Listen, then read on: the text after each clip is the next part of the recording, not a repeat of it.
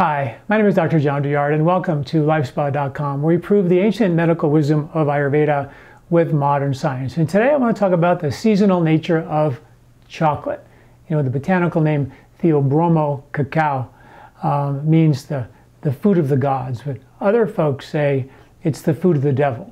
So we want to kind of dive in here, and there's an article associated with this video with all the science links that are going to help us determine whether this is actually the food of the god or the food of the devil. So let's dig in. First of all, you should know that chocolate, just like coffee, is a fermented food, right? So the cacao bean is harvested typically in kind of around the equator after the wet season. So like most fruits, they come after the wet season, which is the colder season, and they come in the hot summer sort of dry season like we have here. Our fruit's generally harvested at the end of the summer. The bean, the coffee bean as well as the cacao bean, is actually extremely bitter in its raw form, loaded with constituents, over 300 bioactive constituents that are all therapeutic and incredibly effective for our health and our well-being. But then when we ferment that chocolate, which is the way almost all the chocolate that you consume has been fermented and highly processed and heated in numerous times, you actually lose a lot of that property. You actually reduce the auric value of that. The auric value is a measure of its freshness, that you could say. So for example, when you take the raw cacao before it's been fermented, the auric value for 100 grams of the cacao is over 95,000. When you take the same substance and you ferment it and roast it, it's reduced to 26,000. Still some benefit there, but nothing like the raw cacao. Now, many of the fermented products, you have to realize, change the property of the food from usually very cooling to very heating. Just like cabbage is cooling, you ferment it into sauerkraut, it becomes heating. One of the reasons why traditional folks fermented vegetables in the first place was to preserve them. When would you want to preserve them? It was in the winter when it's cold, you don't have vegetables growing. Why preserve your vegetables when you can eat them out of your garden in the summer months? So fermented foods were generally more of a winter thing. So usually, typically, changes foods from something cooling, summer cooling. Cooling means that it's an antidote for the extreme of that season, which is what most fruits and vegetables do for us in the summer, cool us down. And then we want warmer foods like nuts and seeds in the winter to warm us up. So when you ferment a food, like taking milk, which is cooling, and you convert it into yogurt or cheese, which is heating, you can then therefore carry that cheese all winter long, and it provides a preserved food that not only gives you nutrition, but it also heats you up during that time. So fermented foods tend to change the property, and they change the cacao bean from being something very cooling to something very, very heating. And even the fermented process itself, not just the roasting, but the fermentation, it can heat the bean up to over 120 degrees and damage the auric value and the very delicate antioxidants, flavonoids, polyphenols that are in chocolate that are a very, very important part of its kind of health kind of blueprint that it has. So it's very important to understand that when you're eating chocolate. Of course, the darker the chocolate, the more of these very delicate polyphenols are going to be there.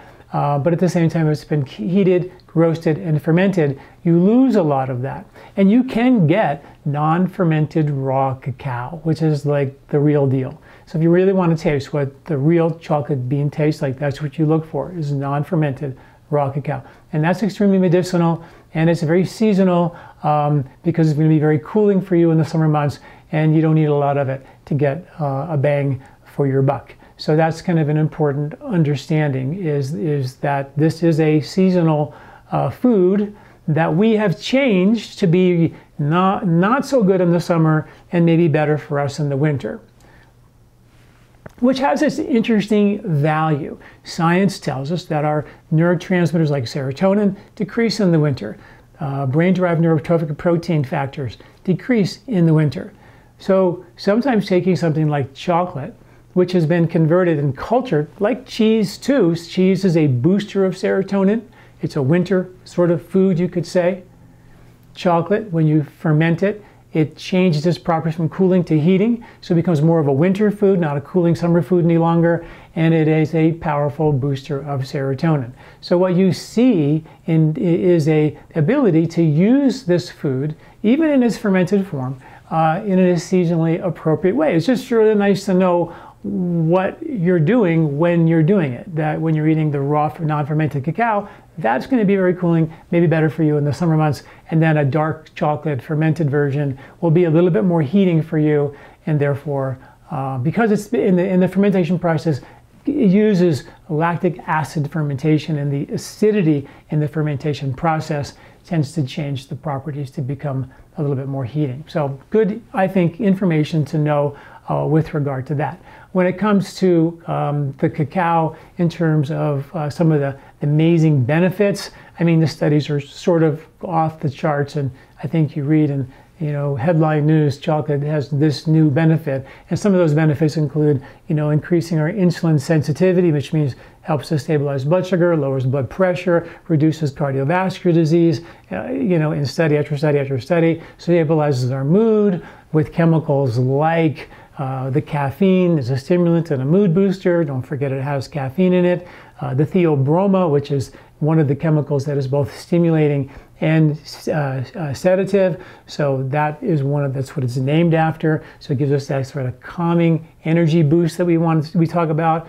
It has tryptophan, which is a precursor to serotonin. And like I said, serotonin levels drop in the wintertime.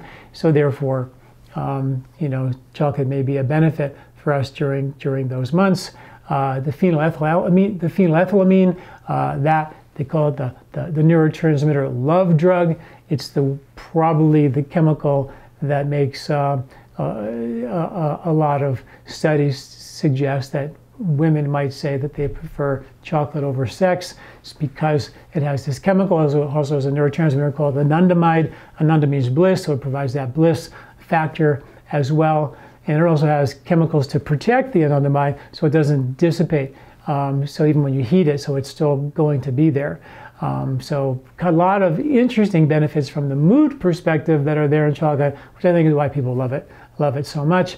It's been also shown to boost memory, increase cognitive function, and of course boost your energy. So bottom line, in Ayurvedic medicine, we always think stimulants are something we should always take, possibly in season, possibly when you need those boosts in the winter, when the brain-derived neurotropic factors are low and the serotonin levels are low.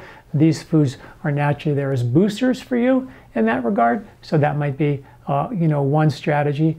We have a culture that is addicted to the sweet taste, addicted to dopamine, and of course the anandamide increases dopamine, the reward chemistry.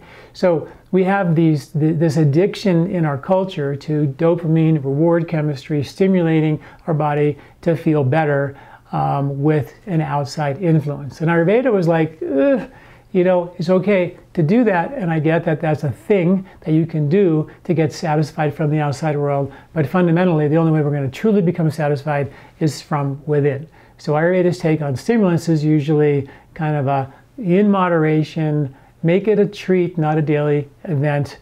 If you want to get the medicinal benefits, take it in its raw, non-fermented form, and do it in moderation. Don't make it an everyday thing, because if you keep driving and stimulating and stimulating and stimulating, these receptors, serotonin and dopamine receptors, will become over or desensitized, and you'll just simply need more and more and more of it. And if you're in the summer months and you're taking a hot food like chocolate in a hot season like the summer with a hot body type, say you're a Pitta body type, that's when you begin to stack too much heat in your body, overheat, create skin rashes. Some people get cold sores with chocolate. These are because of the acids that are there that are amped up from the processing of the chocolate itself. All right, well, I hope you like this information. The article associated with this video is here, so you can click on that and get more of the details. Thanks for listening. I'm Dr. John Douillard. Do you like this video? Don't forget to subscribe and share.